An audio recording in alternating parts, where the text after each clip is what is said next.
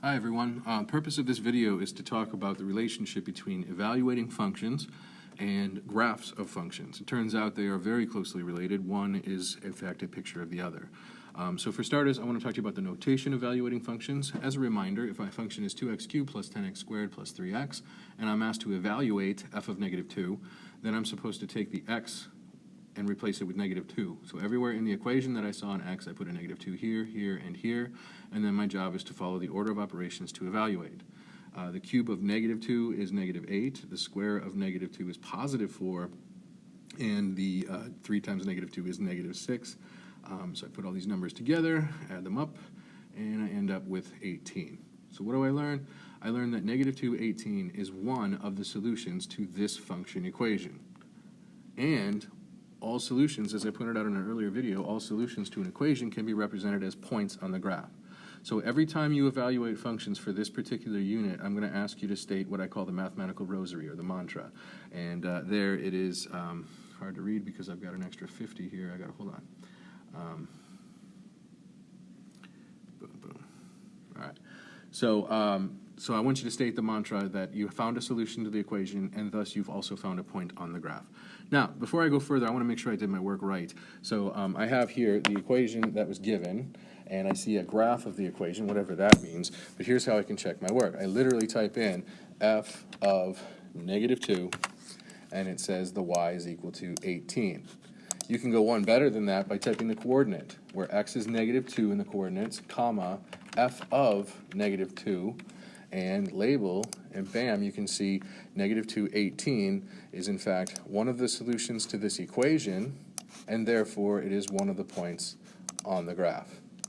So that's the big idea, and it's also a picture of what your work should look like.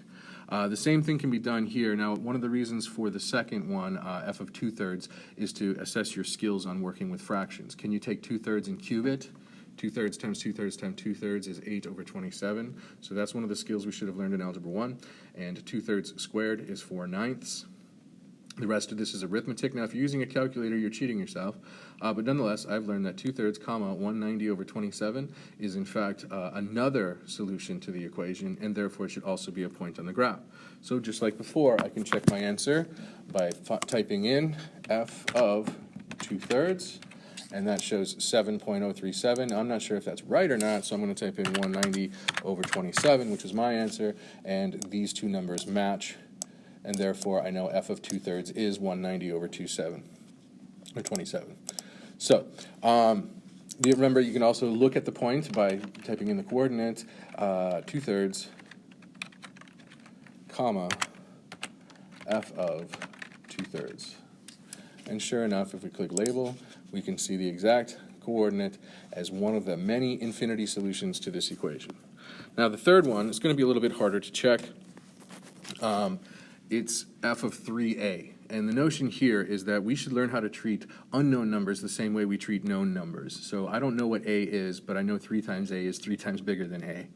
So when I put 3a in wherever there used to be an x, I end up with an algebraic expression, and once again, we're going to have to remember some Algebra 1 rules. For example, 3a cubed is really 3a times 3a times 3a. We're allowed to rearrange, so that's 27, idiot, times a times a times a, which is a cubed. So 3a to the third power simplifies to 27a cubed. And then 3a squared is going to be 9a squared. And then 3a times 3 is 9a. And the rest, we end up with this massive expression. So here, we can still state our rosary, because if x is 3a, then y is going to be the product of all of these and sum of all these numbers here. But this ugly beast is a solution to my equation, f of x, and a point on the graph. Where is that point? Well, that's just going to depend on where a is. It should be easy enough to check, though, because here's what we do. You type in f of 3a. You create a slider. You make that slider anything but 1, so I made it 3.5. Who cares? Now, I'm going to take my answer. My answer was 54a cubed. So I'm going to type 54a cubed.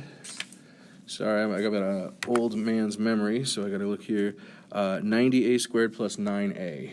So we got plus 90a squared plus 9a 3a. And here, 3,449.25 and 3,449.25 proves that f of 3a is equal to the expression that I found when I did my work right here. So all this work right here is correct because the expression I got yields the same number as the value of f of 3a. So hopefully that makes sense. And again, you want to pause and rewind the video. You can take a screenshot of this particular page, for example, so you can get an idea as to how I check my answers, whether I know the values or whether I don't know the values of the inputs.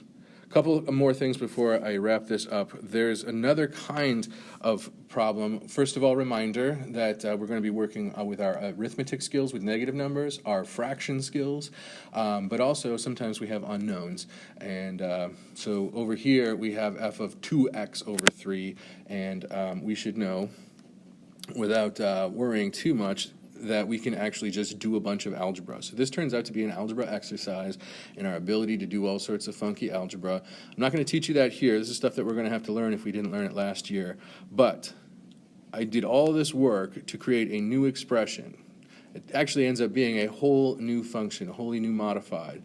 So in order to check that, you want to look here, and this will be in the notes. Here I put in f of x, which is the given function. And then down here, I type in a new function, f of 2x over 3, and I got a new graph. It would be this dark graph right here. And then I type in my answer, which was 32x cubed plus 27 over 8x cubed. I type that in, and I make sure that this f of 2x plus over 3 is the same as my answer. So both of those graphs are overlaid on top of one another. We'll look at that more in class, but if you're trying to get this done before class, this is pretty much the technique you want to do. Type in the function equation, type in f of whatever algebraic expression you have, and then type in your answer. These last two graphs should look exactly the same. If not, your algebra is wrong. One last thing to remind you, sometimes we might be asked to put in binomials, and I just want you to remember that if we have x minus 2 squared, you have to remember to FOIL. First, outside, inside, last. It's double distribution. We're going to look at that a lot more this year, but I just wanted to remind people the FOILing algorithm is a shortcut, but do not say that x minus 2 squared is equal to x squared minus 2 squared. That's a math crime. So, nonetheless, here again, if you wanted to screenshot this, this shows you how I checked my answer on Desmos in addition to how I actually got my answer. Because the video is going long, I'm going to wrap it up right here, but please pause the screen if you want to learn a little bit more about checking for this abstract stuff. Otherwise, the assignment's posted on Google Classroom, and or not, we'll find out, and thanks for watching.